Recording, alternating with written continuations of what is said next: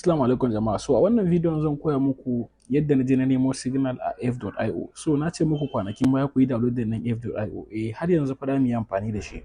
Ban ma fara tutorial akan f.io. So bayan na shiga sai na nemo tika na Solana, bayan na cikin Solana sai kuma na nemi a wani launchpad nake so ne trading.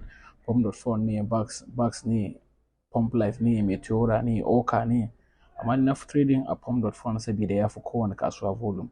So abin da ya faru shine farko bayan na shiga Solana sai na nemi coin inda nake so na trading, sai na je ban je trending ba, ban je news ba, sai na shiga Pump.phone. But amma trending din ma still zan yi nema. So bayan na cikin duba sai na ga wani coin a cikin trending coins da suke trending ba su daɗe da shigowa kasuwa ba, sai na gan shi BRR, sai na ce kai wannan ya riga ya yi rockpool. Sai na je na ƙara neman wani coin. Ban cika son trading ɗin coins ɗin da suke kan abin da ba Pump.phone ba, sai na koma Pump.phone. Sai na ga Doraemon ɗin nan.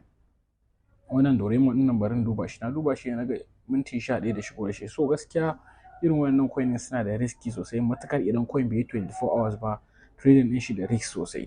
So a ba da haka na ɗauki CA ɗinsa sai na shiga a Telegram ɗina, na shiga Fence wallet ɗina domin na ga CA ɗin, contract address ɗin shin yana da kyau ko ba shi da kyau.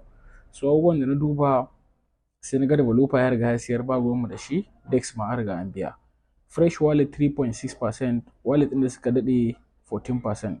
Sai na ga volume ɗin, trading volume ɗin, sai kuma na ga liquidity, sai na ga market cap. Duk da liquidity ɗin bai kwanta min a rai ba, but amma still sai na ƙara duba top holders.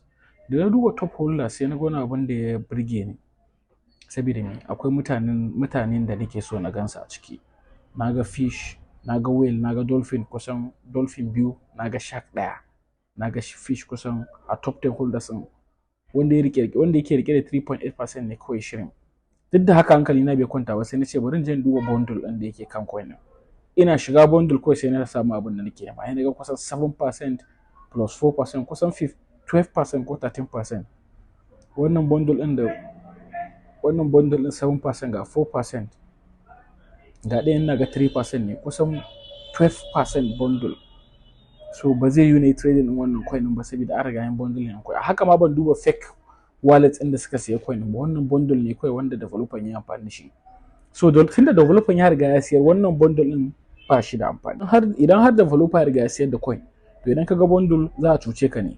Amma idan developer yana rike da percentage ɗin coin ɗinsa kuma akwai bundle a kai, to zai iya yiwa yana so ya control ɗin supply ne. Wannan abu biyu ne guda biyu. Zan dai ƙara magana akan bundle yanzu insha Allah.